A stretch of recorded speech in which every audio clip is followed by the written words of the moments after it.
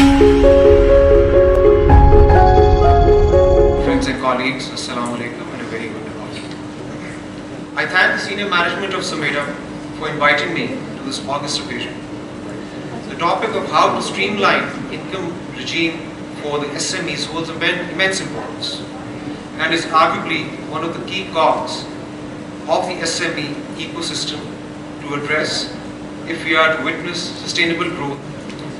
According to the Research, Regulatory Insight and Advocacy Assistance for SMEs, which is this program, the report findings, the SME segment is estimated to have 5.2 million economic enterprises. It contributes 40% of the GDP, 90% of businesses, it encapsulates 30% of exports and covers 90% of employment in the manufacturing sector.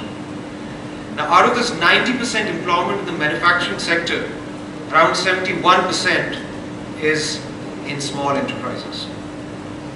Now, clearly, numbers above paint an impression that the sector may have small and medium in its nomenclature, but the footprint on the economy is nothing short of large, perhaps extra large. However, what we at times fail to appreciate is that this is perhaps one of the most vulnerable segments of the business stratum as well, and deserves our support and attention more than others. Here I would like to share an example of China and the importance of small enterprises.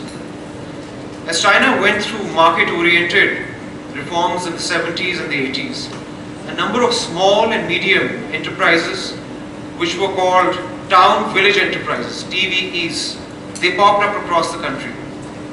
While these enterprises had their own unique way of operation and ownership, these enterprises played a crucial role in the economic development and prosperity of China. It is arguably understood that these enterprises played an important role in lifting a large number of people out of poverty in the country. Key takeaway is that small and medium enterprises are an important component to reduce poverty, are one of the most effective avenues to defease the risk of monopolization and unequal wealth accumulation. Further, it is one of those segments that has the potential to contribute to sustainable, equitable growth, development, and capital distribution under a capitalist, market-based system. Having said, the general operating environment has not been kind to this segment in the last few years. In early 2020, we saw the advent of a black swan event in the form of COVID-19. The country saw its GDP growth plummet to negative territory, with SME growth dropping to around 1%. Businesses in general, and SMEs in specific, faced increase in raw material prices, supply chain issues, along with labor migration and shortages. As the economy was reeling from the aftershocks of COVID-19, the country had to bear the brunt of the commodity super cycle, which further rocked the overall macroeconomic and business environment of a commodity importing country like Pakistan.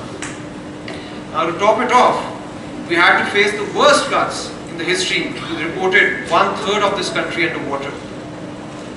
According to preliminary assessment report by this project, around 200,000 SME establishments were impacted, with an average loss of ₹6 million per economic establishment, and an aggregate estimate loss of more than $5 billion for the SME sector, and this number perhaps a little on the lower side.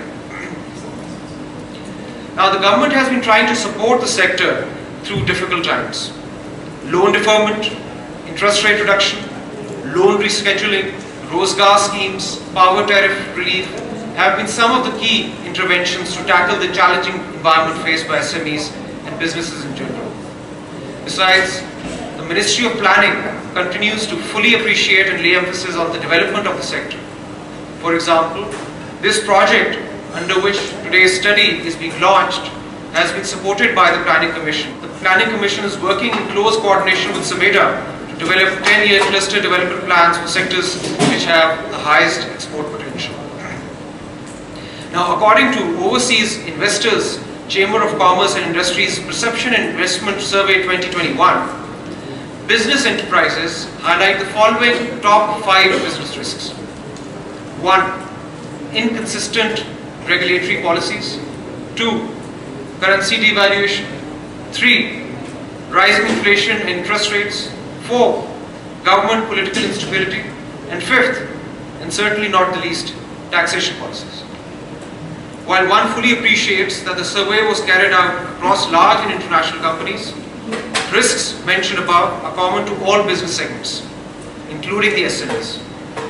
Complex tax laws, outdated model of strategic protection, fixing ambitious targets with arbitrary taxes, business choking documentation, and high cost of tax compliance are just some of the areas in our taxation regime which have been called upon in the past for improvement.